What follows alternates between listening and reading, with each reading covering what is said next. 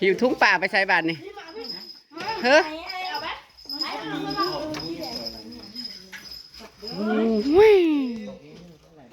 โพดว่าดอกโพดว่าดอกไม้งามสวัสดีท่านพี่น้องจ๋าสั่งแมงขนุนกับจุดจีเพิ่นแมงขนุนกับแมงกุดจีกำลังดีใจคิดว่าสิได้ไปหาบ่ตกบ่อ้าวเมื่อวานในบ้านคืนเพิ่นเทิงเติบได้บ่ได้ไปหาน้ำจนไหลทางพอได้เมื่อวานนี่นะจังว่าใหญ่ตำแผลผ้าห่มบ่ให้มันหมุนชุบน้ำมันพืชอันบ้านน้องเม็ดบ้านใหม่กับแหงกว่าคนมันตกไปทางนี้เด้ขึ้นเมื่อคืนสิบ่คือว่าไปจับอึ่งจับอิงจักคนเรื่องข้าวหวยนะสั่งแมงขนุนกับอันแมงกุจีเพิ่นพี่น้องน้ำใหม่มาบ่ออกวะน้ำใหม่กับผมบ่ออกเลยน้ำใหม่บ่ออกวะไปหลอกไปแหละ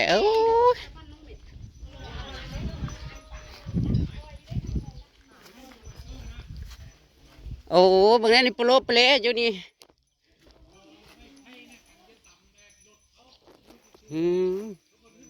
น้ำใหม่ลายเลย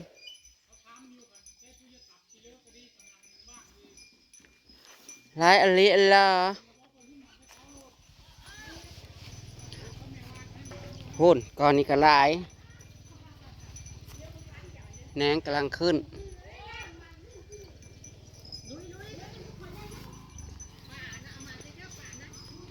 สั่งแม่ขนุนเขาจะเอาไปเยื่องหายพี่น้องเพิ่นจะลงไปให้ไว้ให้แม่เพิ่นงามดีดอกไม้นี่ก็ได้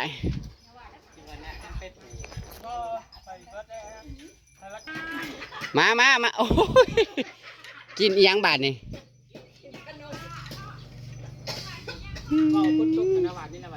คนบดตกจ้าบรรณวามีแม่แรงจ้าแหน่บรรณวาพันแม่แรงบ่นี่นะข้างบ้านปักช่องนะปักไม้ว่าจุดขับรถจะได้เอาเมื่อวานนี่ก็จะนำลายทางเลยเพื่อนเองก็เฮิงเติบอยู่ไหนเพราะมันจะพอ20 นาทีเพราะว่ามันตกบ้านไม่ดึงไส้กาเขาไปหาดอกกระเจียวอ่ะนี่ยังบัดท่านี่พอคือบดตกบัดจังเม็ดเป็นบัดนี่พันดอกโตเจอไปนะครับพดตรงแห้งตายไม่ใช่เนี่ยตุ้ยโอ้ยไปเลยบ่ส่งกันฮอดเลยจุ่มนางนะไปแล้วอีลิมืดอีกเอามื่อนี้เลขออกพันหยังบอกเลขนะไหมนี่สิบเลขงูบ่ฮะงูเอางูสิงบ่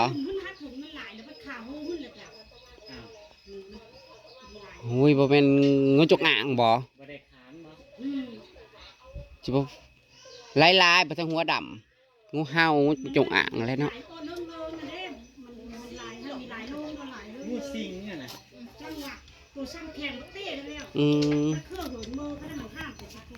จะเป็นแต่ว่าจักโตแมงขนุนน่ะ100เธอเลือกว่า108ตัวเอา101เอากุจีดี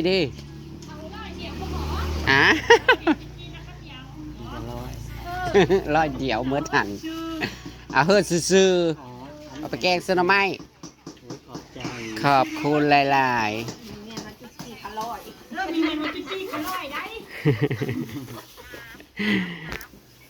พอดีแต่สิไปแกงพูนใส่หน้ำไม้นั่งตุ้ยเดี๋ยวพ้นไปบ้านไอ้แขกพี่น้องเลยจะเอาเงินเท่ากันสิไก่ยังบรรดาวาเอาคือได้ดอกกระเจียวก็ได้จะแม่ไปหาหน่อไม้เดี๋ยวก็ได้ดอกกระเจียวเพิ่มแม่นเราเสื้อสุขกันดีโอ้ยสกูเป็นเจ้าถ่ายคลิปยุพวกฉันเป็นเจ้าทินถ่ายคลิปยุกระท่ายตอนหาอยู่เสื้อกับเพื่อนเยอะในคลิปมาลาหาดอกกระเจียวได้อะไรมาแมงกุจีกับแมงขนุนหาปลาใดนี่ในป่าในดอนหัวน้ำนี่เซยหล่อป่านี่ไปเสือเรา ซื้อ เอาเรื่องดอกกระเจียวก็สันสิมาแต่ใช้ หน่อไม้ก็แกะในหม้อ เนี่ นั่ ย น หน่อไม้กระตุกอยู่นี่หน่อไม้กระซับอยู่หันแล้วก็ย่างขามทงตัวนั้นแล้วก็ ขาด สุขอยเป็นเจ้าถิ่นนะอยู่บ้านตั้งแต่น้อยจนเฒ่า เจ้าทินขนาดแง่ไข่มดแดงก็ยังเอาใส่ถุงเสือ เอาไปเบิ่งในคลิปมีตอนซับคักแน่ แม่นบ่เฮ้ยเข้าไปเบิ่งดูในคลิปเลย เสียบไว้ ป้าสิไปกินปัด รุ่ นั่ น น ตุ้น เอามาลามึงนะ เจ้าอภัย ไปชื่อใส่เว้ยบ่ได้ไปชื่อใส่ขี้ยังอยู่อยู่ดิ เอามาละอะไร หัวมันก็ย่างเนาะ จะมีคอนเทนต์ก็บ่ได้ เจ้า เจ้าแม่คอนเทนต์อุ้ยหน่อไม้เกิดกระโพดอ่อนอุ้ยตุ้ยบนดำนอสำคานี่บ่หน่อไม้นะ คอยเห็น อึดนะ คอยเห็นตั้งแต่ บ้า บ้าน แดงกระลาย เนี่ยขึ้นมา ใส่ คือลีใช่ ไม่ได้ซื้อเราจะกับบ้านเขาไปเบิ่งเนี่ยจะบ้านเขาไปหาไหม มันบอกความจริงมันบ่เชื่อ เขา มัน ไม่ได้ ตัว ซื้ มัน อ เชื่อ บอกให้แนี่จะเบิ่งสภาพอากาศให้เห็นอยู่เขาเขียนนี่ อยากเบิ่งอากาศ มั มันฮ้อนพ่อ อากาศก็ร้อนกับ มันฮ้อนเลยนะครับ อยากไปหาดินายสิทาเขาเนี่ย แม่เสี่ยวนะ บ่ได้สิพาไป ไป นี่ มาลาพาไป เมืองซองคอนบ่ อันนี้บ่ได้เอาลายนี่ไปหาเฉพาะมาใส่อัน อัมมาล่าวางแผนไว้ ผักกระเจียวไปเสีย ไป บ กับ ขึ้น เสื้อ บ่ ไปหาผ้า เอาดอกกระเจียวไปเสียบไว้ คือบ่ขึ้น เด็บให้ตายเลยนะเว้ย เลี้ยงเดียวนี่บ่ได้เว้าความจริงเลยเพราะเป็นขบวนเสื้อนี่ ไผเสือเนี่ยว่าอัมมาล่าไปขุดเอาดอกกระเจียวอยู่ในป่าน่ะพี่น้องไผเสือเนี่ย พันจิไปเอามาจะใช้ใช้เสื้อหน่อยแก้เสื้อได้ เฮือก็บ่ได้ออกจักมีด จนหัวยุ่ง บ่คือว่าข่อยหายังบ่มานี่บ่มันคือบ่ได้ เนาะ เนาะ อยู่เพิ่นไปหามาลีนี่บ่ได้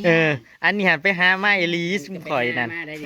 พุดเองบ่ จุดจีกับแมงจีนูน พูดเอง อันนั้นเอาเลยเด้อมีเซียว100ได้นะ เอาละเดี๋ยวลอยหนึง จ่ายเงินแล้ว100เจ้ากะเอา นี่จ้ะ เจ้าก็เอา เอามาแกะซื้อ เพราะว่าข่อยเซียวที่หลัง มันได้สำนักบ่สิจะลงไปเอานะ มันได้สำนันความมันล้มเขาว่ามื้อคืนนี่ เพราะว่ามัน มื้อคืนนี่มันล้มแห้งนี่ เพราะว่า180 เอาสิแกะเอา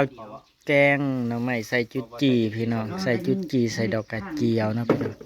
สบายดีเด้อพี่น้องมันบ่ได้มีขี่เมเซียวมันนั่นมันบ่มันจุดจีนั่น โอ้ได้ คือเอาบ่แกงใส่โลดกับเอาไว้น้ำ เพราะละบ่เอาใส่หลายๆโลด หลายๆบ่ได้เบิดนี่บ่ บ่เบิดก็เอาอีก แต่เจ้านะ จีขี้ ว่า จุดจีตัวใดที่บ่กี่ มันก็อยู่ในขีดกล้วยนั่นแหละ ถ้าสิปิดแต่ปีกตัวใหญ่ ใครเคยกินแน่ เคยจ้าอุ้ยบินไปแล้วอีน้อย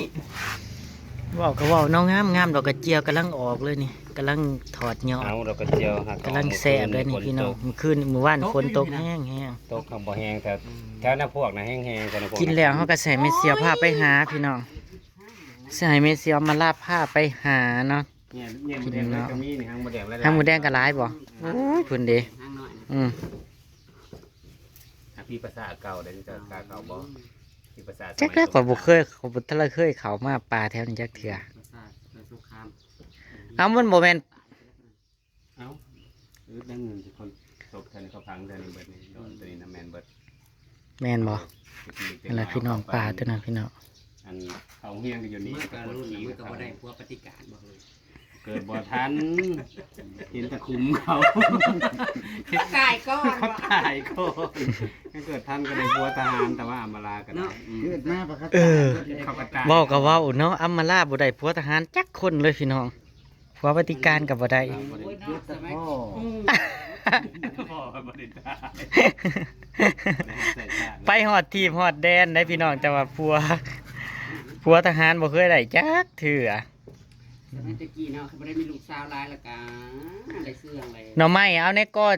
อได้อ๋อ ได้ในกาบในนอกบักใหญ่หนึง อืม สำหรับบ่เสื้อกันนี่ หน่อไม้หันเสื้ออยู่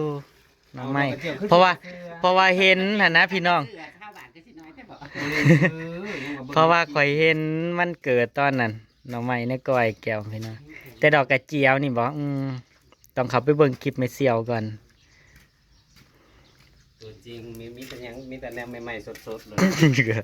บ่มีหยังที่ไปซื้อ อืมคนกะสดดอกกระเจียวกะสด เขาเว้าหยังทั้งนั้นแล้วกูจะตาม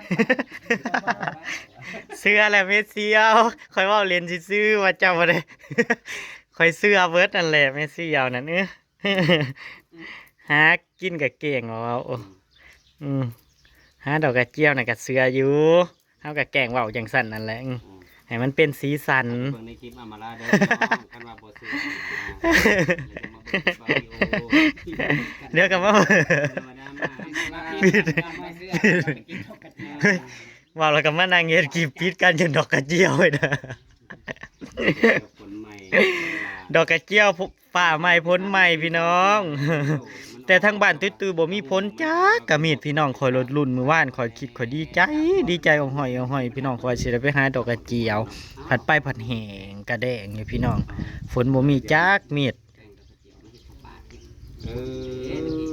บ้านเฮาเรากิน ได้ กัน ย่าง บ้านเอิ้มเรากินหอดหัวมันจะพอจะดับ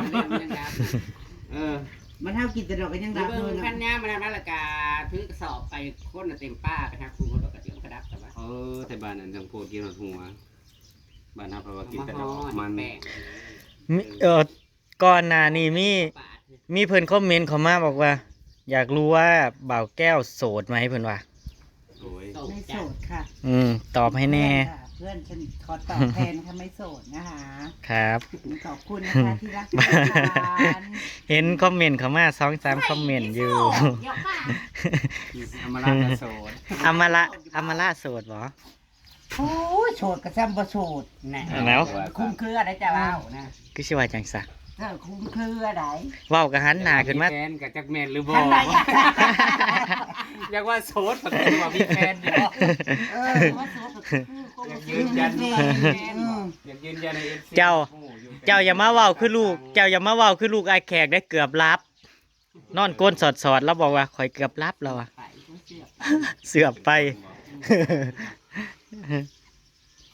อุ้ยเสือจุดจีคือสึกคักแซ่บๆพี่น้องมื้อนี้นะทำมาลาโซฟีมือเด้อมึง บ่ เจ้าอะไรแกงเส เอาอีกแล้ว ที่เธอ งานพี่ก็ตีลืมสูตรไปแล้วเห็นในอยู่ใน น่าจะ กิน ใส่ ทุกมื้ ขี้ อ ไว้ บอกอาลี แต่ก่อนคือเขาวคั่วบ่อย ก็กลัวบ่อยๆกินหลายเทื่อหลายกะหมูก็ตีแล้วก็เช่าอย่าขับเลยพ่อเที่ยว ๆ เห็ดเก่าฟาดกับเป็ดเห็ดเก่าฟาดกับเป็ดกับกะละมังแต่ก็จริง เข้มๆไว้ เค็มน้อยๆเค็มๆบ่ มันเป็นว่า ใส่หลายอย่างอย่างพี่น้องแซ่บอยู่ดอก คนจักเม็ดใครอยู่ในหอยฟังยังมาตก กินแล้วแดดร้อนๆเฮาก็สิไปหาดอกกระเจียวนะพี่น้อง น้ำมันทางน้ำ ปี๊ด น้องออกมาจะเปื้อน ทางบักเปื้อนแล้วก็น้ำในนาเขากันอั่งอยู่ มื้อวานนี่แถวบ้านคืมก็น้ำไหลถนนหนทางอยู่ก็ถือว่าแห้งอยู่มื้อวานนี่ขอลงมาอีกเด้อมื้อนี่ มันบ่แห้งแต่หมองเงินมันน่ะบ่ ว้าวบ่แห้งจังได้จะนำหลายทางมึงจะได้ แห้งในมื้อวานนี่ตอนเจ้าเขาไปนั่งเฮ็ดเล็บน่ะมันแห้งบักแห้งมัน แน่แล้วเพิ่น เออ เข้าไว้ข้างใน เห็นมันชีวิตแต่เงินมันหมองเดียวเห็นว่าตกเบิด บ่ บ้าน ได้ เงินอีซี เขา มัน มา บ่ นี่ ห้ำ มัน บ่ พว ว่า ดทวาน้ำน่ะแถวรถทางแถวแก่ให้น้ำ เอาเพราะว่าบรรณคำน่ะมือมันมาอะไรเกี่ยวมันเมื่อมันกระนำอังที่อยู่มันเคยมันแห้งเลยมันอัง มันอยู่น่ะเนาะ ต้มกระทั่งจืดแต่ว่า ต้มเฮิงล่ะบ่เพิ่งต้มบ่ ก็จะแกงหน่อไม้จ้าซุ่มแซวนะ ซุ่มแซวแมวโพงแมวเป่าพี่น้อง ปากเนี่ยบังเอิญ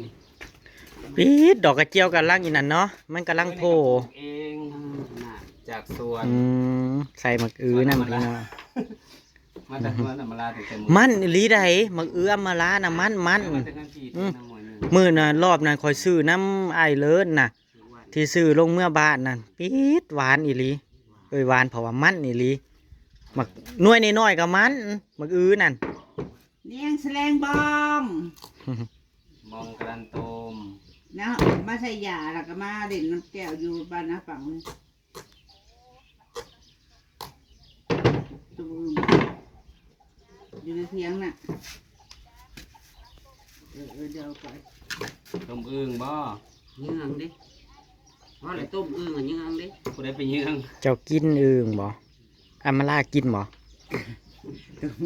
เขาคิดเห็นต้มอึ้งแล้วเขาคิดเห็นหนามึงจ้อยจ้อย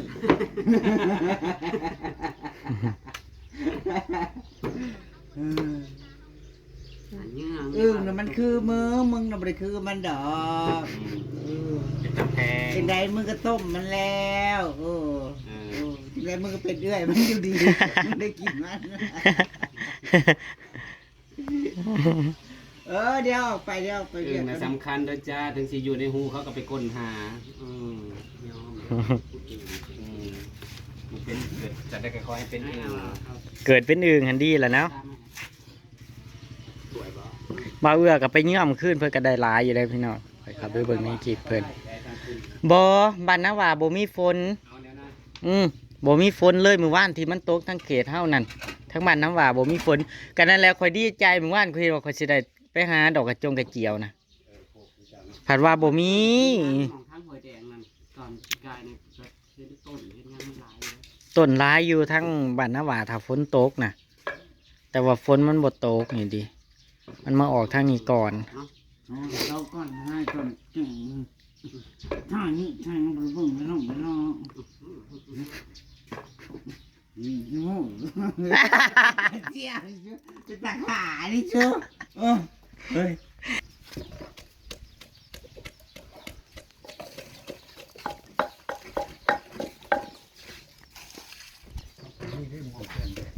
บ้านนั่น ไหน ต้นเพิ่งนั่นเอง แม่ม่วงแก้มแดงเพิ่นมักม่วงอันแอปเปิ้ลอ่า อุ้ยไปมันลอกๆเนี่ยไม่ได้ตอกเอา เพิ่งเคยได้กินแกงหน่อไม้ใส่ดอกกระเจียว โอ้ยใช้ไม่กุจี ครั้งแรกในชีวิตเลยเด้อนี่ครับ ก็มาหุบผึกสลบ ได้กินแกงหน่อไม้ใส่ดอกกระเจียวพี่น้อง กุดจีใส่กุด เอาแมงกุดจีใส่แล้วก็มีผักขาด้วยพี่น้องผักขาไก่ผักขาขยุบมือหนึ่ง กุจีนี่ก็เขารีดขี่ไม่ออกเลยแหละ จุดจีก็เอาขี่ออกแล้วพี่น้องใครไม่กินก็ไม่ต้องกิน แต่มันแซ่บเลยหินแต่ละ อำมาลาไม่ชอบกินกุดจี แต่ก็กินอื่นเลย แต่นางกินอื่น เราเอาให้นั่งกินเด้อจะมากินแกงละไม้ ไข่แก้ว หรอวะ ให้นางเอามากินพี่บอกนาง มันนี่บริติดต่อนั่งเลิงบ่กินแกงละไม้ คือว่า อยู่คนเป็นจริงครับ เออ เอาใส่รถเลยไอ้นั่นน่ะมันปื้อนะ มาอยู่กับความเป็นจริง แต่แมงกินนู่นห้ามบไดใส่พี่น้องอำมาลาเอาเมื่อแมงกินนู่น เลย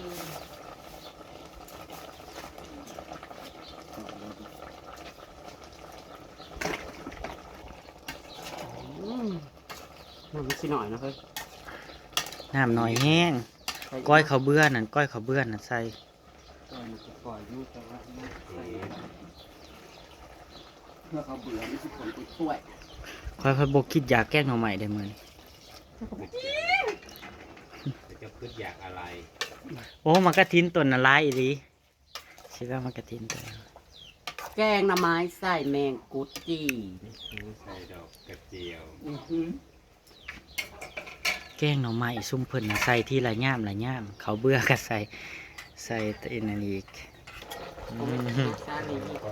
ต่องเอาดอกนึง เป็นหยาบหยาบ มันต่ำไปเลย ถ้าห้ามบ่ตองแล้วมันสิกินยากพี่น้อง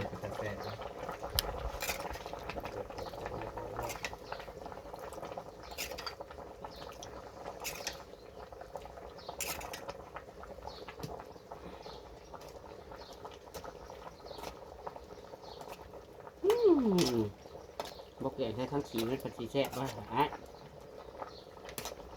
อันนี้กระบอกทราบนั่นเลยใส่ได้เป็นอะไร เนาะ บ่ใส่ต้องเอานั่นแหละดีนะ แล้วก็ต้มใส่เลยกับอันนั้นต้องจุ่มไว้อย่างนั้นอันนั้นนวล บ่มันอีนั่นอยู่ มันเขียวอยู่ห้ามบ่ใส่ว่ามันเป็นกากๆมันกินยาก ไม่ได้ใส่แต่ถ้าต้มเอาน้ำมันหนาต้มให้มันเปื่อยแล้วก็มันวางปลาไว้ในหันแล้วให้มันผดขึ้นมาใส่กันโลดบ่ให้อันนั้นมันลงไปปลาไว้ทางนั้นนี่นะแซ่ไว้อยู่ เพราะว่าใบยานางมันนี่มัน แก่แห้งพี่น้องเวลาเขาตำเพราะเขาบ่มีเครื่องปั่นถ้าปั่นน่ะมันสิละเอียด เราไม่มีเครื่องปั่น ไม่มี เอาไปก่อน ปี๊ดขนาดนั้นเอาจังสั่นบ่โอ้มันสิเป็นหยังมันก็แสบคือกับมันอยู่ที่คนแกงสิให้ไปหยังกลางมันเขาแกงเขาก็ต้องเอาขั้นทั้งนั้นนั่นแหละ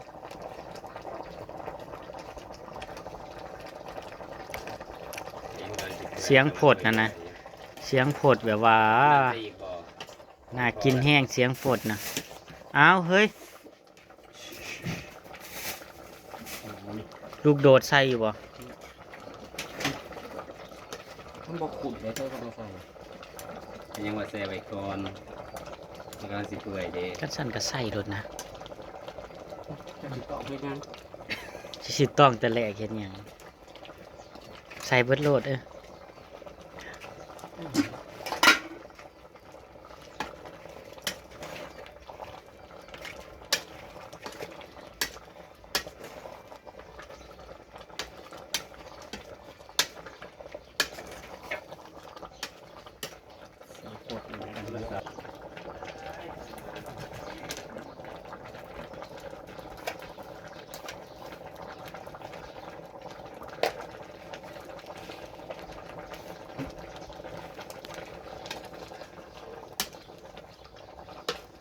น่ากินบ่พี่น้อง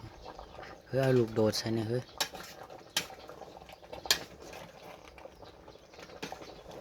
เฮ็ดได้ครับผมไปเฮ็ดพัสดุเฮ็ดได้อยู่บ่ไปสัมภาษณ์อยู่บ่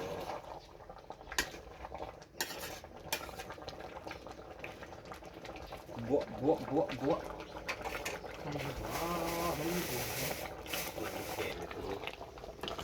มันใหม่กลเลยเฮ้ยนินน่ะอืม คอยบอกให้เจ้าโคนเจ้าบ่โคน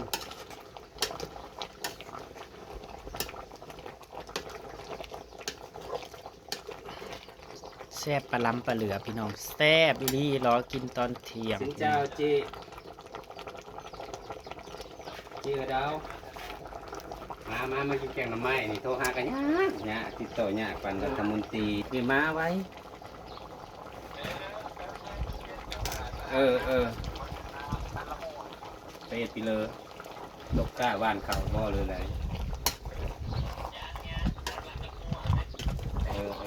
มาสีมันอยากตอกแข้งตอกขามันมา อืม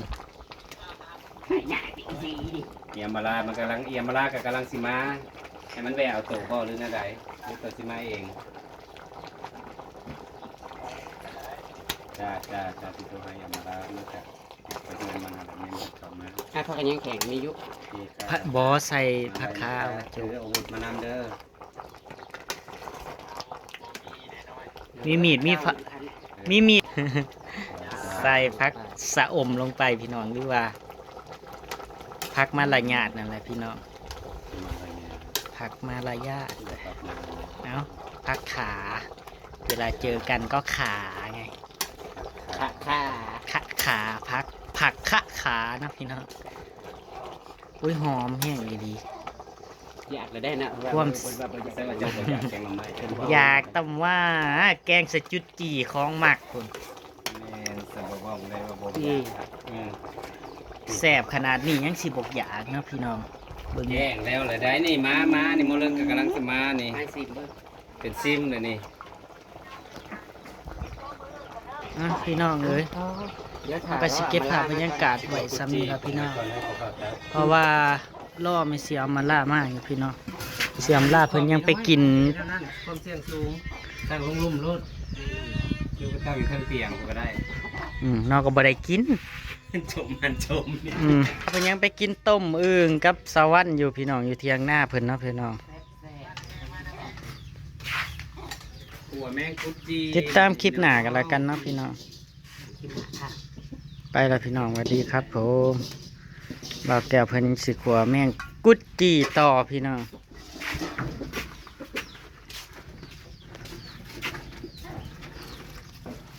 อาหารบ้าน อาหารบ้านๆขัวจุดจีนสิบ่พิษบ่ติดติ ๆติดๆยังเนาะกดกุดจี ยันว่ามันดีเพิ่นใน YouTube อ่อนไหว โคตรแล้วพ่อใหญ่อยู่จะสิบ่ให้ยังตีน เราอ่อนไว้กับอะไรที่ยุกยุกยิกยิกกันนะเข้าใจปะเอารักหัวแล้วมันตั้งใจก็บ่อยากให้มันไว้ยังแต่น้องก็ได้ ไปแล้วพี่น้องมีแต่ของแสบๆอีกของบ้านเฮาพี่น้อง